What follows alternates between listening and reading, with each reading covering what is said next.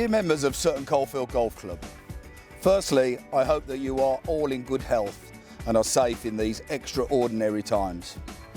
We now have what we have all been eagerly waiting for, a date for the return to golf. With so many of the world now using technology to stay in touch, we thought it would be fun to give you an update with a difference. So here it is, the Sutton Coldfield video update. The plan is to give a short report on the club and then importantly outline what the return to golf will look like, and in doing so whet your appetite with some footage of the course, which you will now see is looking magnificent. I'd like to start with some thank yous, and the first one is a special one that goes out to you, the members. With the lockdown commencing just 2 weeks before our subs were due, we had a call to arms to ensure the club's stability through this volatile situation. And boy, did you support your club in its hour of need. I am delighted to report that in the end, 86% of the members have renewed their memberships in the normal way, either paying up front or via the direct debit scheme, which in the circumstances is a remarkable effort. This gives us some certainty and will help us to meet the challenges ahead over the coming months. Your support and the backing of your club will forever be acknowledged. Of those members that needed to defer their membership subscriptions, we understand it's a difficult time, which is why we gave that option. And we look forward to welcoming you back once the golf resumes. Please contact the admin office to arrange. I'd like to say some thank yous to those who have kept the club running in this period. With limited staff and unprecedented times, it really has been a team effort. In the office, Hayden has been manning the fort and has done an excellent job with the subs, running the business and now implementing all the changes needed to get us back playing golf and operating in the new world. The green staff, those of you who have been exercising around the course will have seen how exceptional it looks. This has been achieved with just 2 members of staff. Course manager Chris Roberts and his deputy Tom Bird. They have both worked tirelessly to maintain the course standard to the highest level, ready for our return. A truly outstanding effort. They have been ably assisted by the ever willing to help Pat the cowpack collector, Brady. And yesterday we had the committee out raking all the bunkers ahead of the video. I'd like to pay tribute to the committee for their efforts during this period. There has been endless WhatsApps and video conferences. I admit we've had some fun and games with the technology, especially when Zoom takes place over dinner time. We are, however, fortunate to have a dedicated team with a wealth of experience and talent that will steer the Sutton Coldfield ship through these choppy waters. Because of the lockdown, we were unable to host the AGM. I feel disappointed for my good friend and incoming captain, David Harrison, who is very understanding about the situation. It is our intention to host an AGM as soon as we can, but we have no clear idea when that might be. I'm sure you'll agree with me though that it is important for Dave to be able to enjoy the full, meaningful captaincy that he deserves and to take part in the on and off course duties that role entails. We will be exploring all options to make sure that this takes place for him. I also have similar sympathy with Jill Keegan, who took her ladies' captaincy role just before the lockdown commenced and hasn't had a chance to assume her role properly. So for the time being, I remain your captain, which I am more than happy to do so and for as long as it takes. The officers and committee have also agreed to serve until an AGM can be held.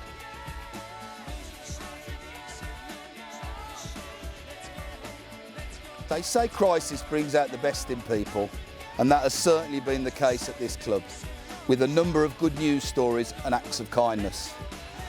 We always talk about Pat Brady's enthusiasm for the club and its members, so it was no surprise on day 1 of lockdown he started his own initiative of sending a daily newsletter. We must be approaching edition number 50 now, but I still look forward to the content and photos. That is one thing I'll definitely miss once the lockdown ends. One piece of tragic news was with our assistant pro Adam Bryant losing his younger brother Mason, aged just 13, in a tragic hit and run accident. It is so sad. Such is Adam's popularity with the membership, there has been so many messages of support to him and his family, which I know has been appreciated. In another moment of thoughtfulness, member and jeweller Tom Green has made a locket for Adam's stepmother to put a photo of Mason in, which I presented to him earlier.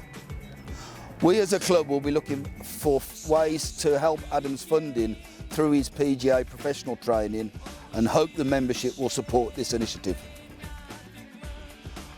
The drive-through fruit and veg service has been a success, and for other golf clubs in the area, with 15 to 20 boxes per week helping members.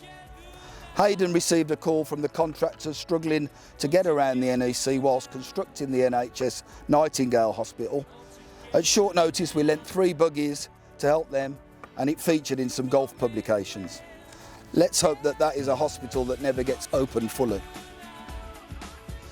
The mountains of silver birch removed from the winter programme were put to good use by committee member Scott Worrell. Already a talented tradesman, Scott set about making a bird box to raise money for the NHS. That one bird box turned into 13 exquisite bird boxes and 3 bug hotels, raising an amazing £3,430. On the subject of the NHS, we have a number of NHS golf flags for our return to golf, and it would be remiss not to make special mention to all the medical profession and key workers who are selflessly fighting this war on our behalf, including members, their partners and families on the front line. We salute you all. David Barton, Head of Competitions, will now give you an update on the return to golf. As you will all know now, we have received the news that we were waiting for, and the golf course will reopen. The opening of the golf course will see some changes in the normal procedures that you go about on your daily golf. Our priority and the forefront of our minds has got to be play safe and stay safe. There is a return to golf document attached to the email that you've just received. You really need to read that carefully through from top to bottom. I won't go through the entire document now, but to give you an idea of some of the changes, one, we expect the course to be really busy, so we'll be implementing a strict tee time procedure. We'll also be stopping guests and stopping visitors, and that's just to give number one priority to our members. Some of the changes around the golf course: all rates will be removed, all ball washers will be removed, the practice nets and practice area will be closed. The flag sticks must remain in the hole at all times, and if you remember, just before we finished, we inserted some plastic inserts into the hole to stop the ball dropping to the bottom of the cup. Also, we must remember to be patient with the members of public who for the last 6 or 7 weeks have enjoyed walking our golf course. I'm sure they will continue to do so for some time, so just be patient. On competitions, it is our intention to get cracking as soon as we can, and we want to hold all of our historical competitions during 2020.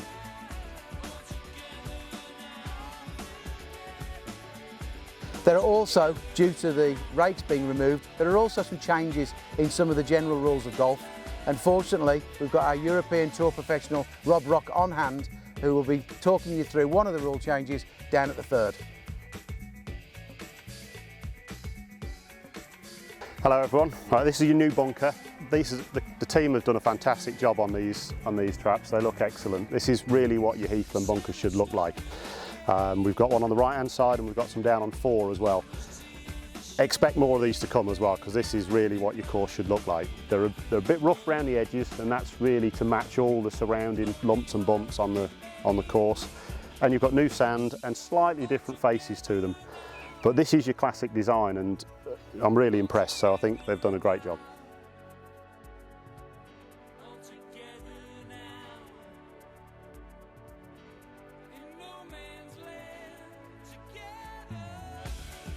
So, in the bunkers, no rakes. You might get to your ball and it's in a nasty heel print. So what they're doing is they're bringing a new rule to adopt for that. Rob, can you just talk us through that, mate? Okay, so we don't really want to have to play it from there. It's pretty tricky and it's going to take you a few goes to get out. We're allowed to move it 6 inches and you're allowed to place it.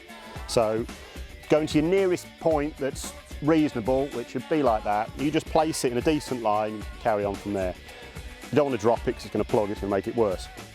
So I'll give you a little bunker tip while we're in here, just to make sure now you've placed it, you don't look daft and you leave it in here. right? So most people when they're playing bunker shots, this is your correct position to set up with the shaft pointing straight up towards you and the club face nice and open. Now, this is a 60-degree wedge, but you can do it with a normal sand wedge as well. Most amateur golfers set up like this, right? They've got the face aiming straight at the flag, which kind of makes sense, but it doesn't work. And they've got the shaft leaning forwards. All you get when you do that is just loads of sand and the ball will probably land there, right? So open the club face up, take your grip and make sure the shaft is pointing straight. You can get away with it being very slightly backwards, right? And have the ball position well forwards. Keep your weight on your left foot, hit the sand there.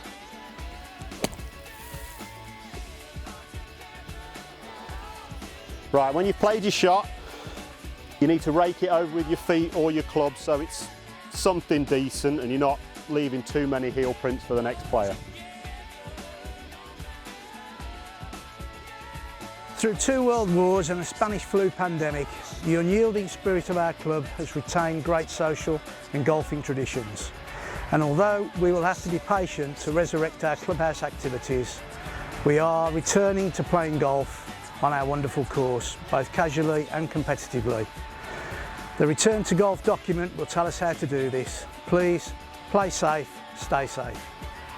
At this time, the finances of the club are in good order.